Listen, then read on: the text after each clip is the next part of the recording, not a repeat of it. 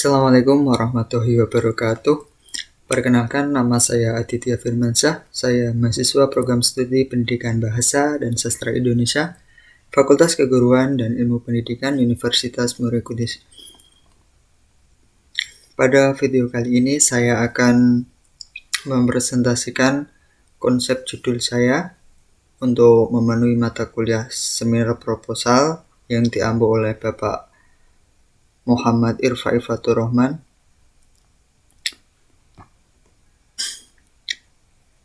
Saya Aditya Firmansyah, NIM saya 2018 34037 semester 6.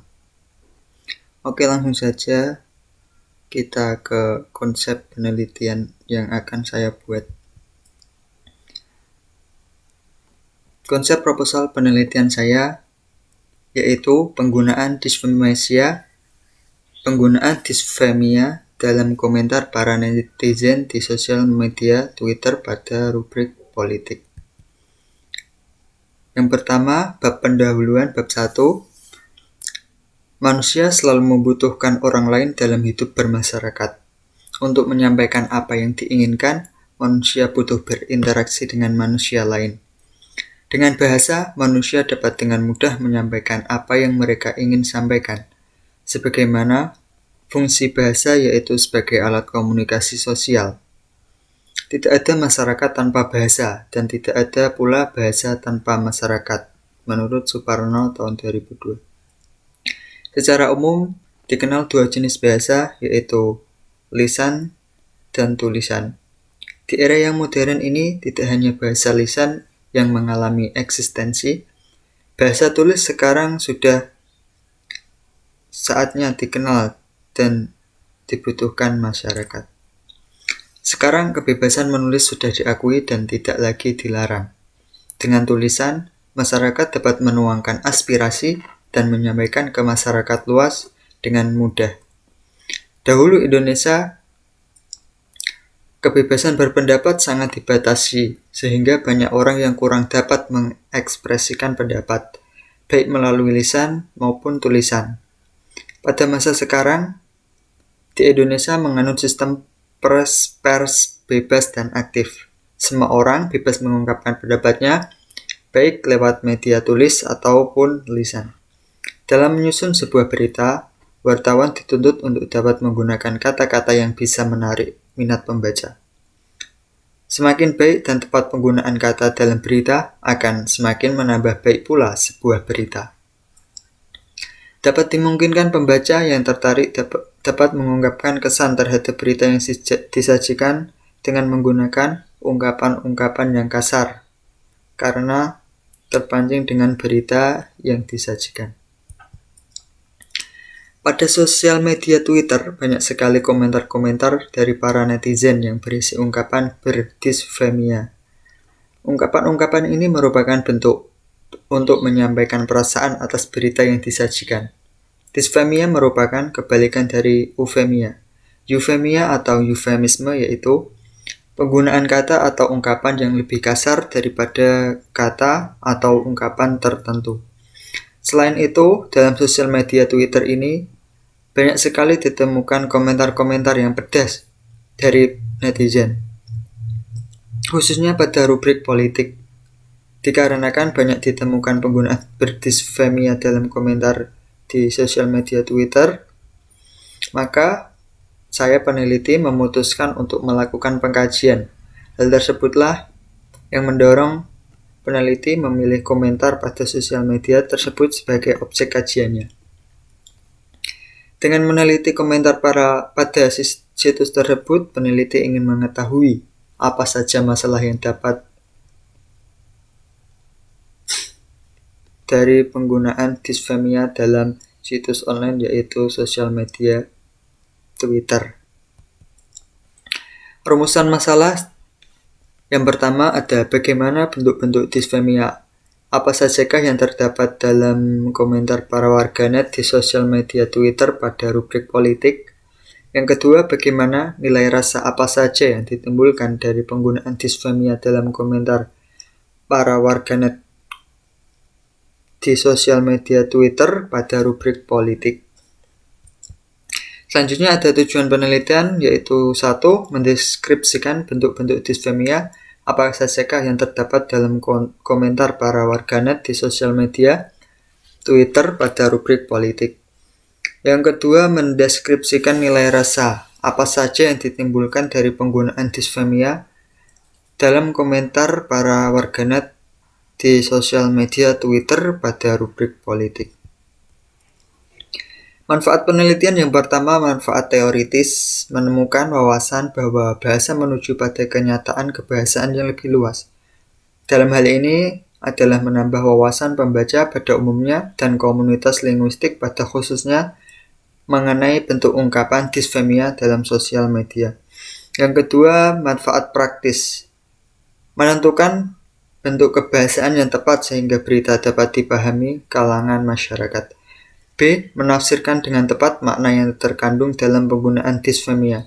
C. Membantu guru mengenali bentuk kebahasaan yang secara semantik tepat atau kurang tepat bila dikaitkan dengan konteks. Yang terakhir D, yaitu membantu guru dalam menjelaskan nilai rasa yang terkandung dalam bentuk ungkapan disfemia kepada peserta didik. Kedua, kajian pustaka atau landasan teori. Yang pertama, pengertian semantik atau hakikat semantik. Saya menggunakan darinya Lehler, Verheer, dan Abdul Jair. Dan hakikat disfemia saya menggunakan teorinya Abdul Jair. Semantik. Dalam bidang linguistik, semantik merupakan bidang ilmu yang mempelajari hubungan antara tanda-tanda linguistik dengan hal-hal yang ditandainya. Dengan kata lain, semantik ini merupakan bidang ilmu yang mempelajari makna atau arti dalam bahasa. Cakupan dalam ilmu bidang semantik ini hanya berkenaan dengan bahasa sebagai alat komunikasi verbal. Semantik merupakan subdisiplin ilmu yang membicarakan makna. Melalui disiplin ilmu semantik dapat diketahui dengan pengertian makna.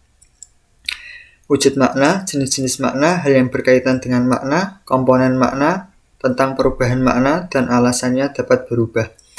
Mengidentifikasi makna, apakah hanya mempunyai satu makna atau bisa mempunyai lebih dari satu makna.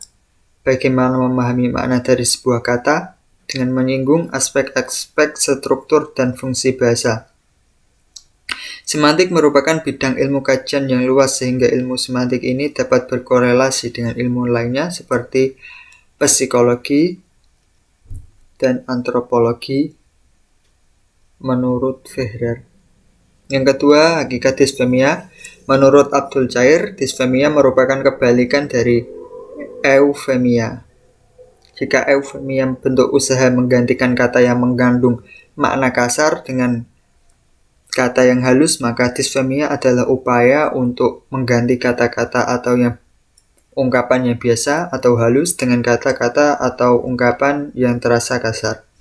Dalam penggunaannya, biasanya disfemia ini digunakan dalam situasi yang tidak ramah untuk menyatakan kejengkelan ataupun menarik perhatian orang lain. Contoh, kata mengambil atau merebut adalah kata yang biasa bersifat lugas, namun kata tersebut diganti dengan kata mencaplok yang sebenarnya mempunyai makna memasukkan begitu saja ke dalam mulut. Seperti dalam kalimat dengan seenaknya pejabat mencaplok uang rakyat. Itu termasuk disfemia. Selanjutnya ada metodologi penelitian. Ada jenis penelitian. Jenis penelitian ini adalah penelitian deskriptif kualitatif. Penelitian ini menggunakan pendekatan kualitatif. Menurut Molong, menyatakan pada penelitian kualitatif, data deskriptif yang dihasilkan berupa kata-kata tertulis atau lisan dari orang-orang dan pelaku yang diamati dalam penelitian. Penelitian ini dengan pendekatan kualitatif merupakan penelitian yang bermaksud untuk memahami fenomena tentang apa yang dialami oleh subjek penelitian secara holistik, serta dengan cara deskriptif dalam bentuk kata-kata dan bahasa pada suatu konteks khusus yang alamiah. Selanjutnya ada subjek dan objek penelitian. Subjek dalam penelitian ini adalah kalimat yang mengandung kata, frasa, dan ungkapan disfemia yang terdapat dalam komentar para warganet di sosial media Twitter pada rubrik politik. Objek penelitian ini adalah disfemia yang terdapat dalam komentar para netizen di sosial media Twitter pada rubrik politik.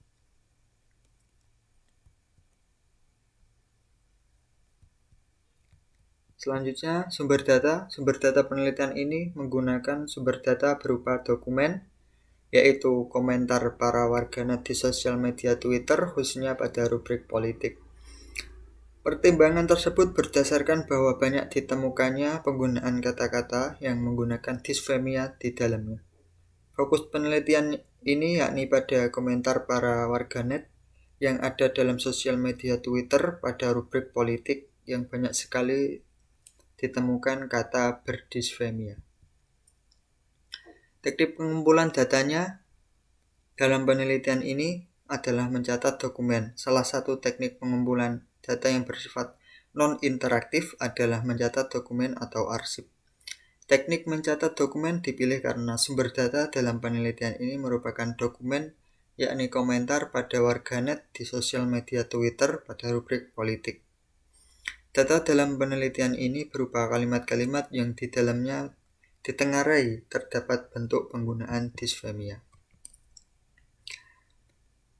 Sekian penjelasan konsep penelitian yang akan saya buat untuk mata kuliah seminar proposal. Apabila ada kesalahan tutur kata yang disengaja maupun tidak, saya minta maaf sebanyak-banyaknya. Wassalamualaikum warahmatullahi wabarakatuh.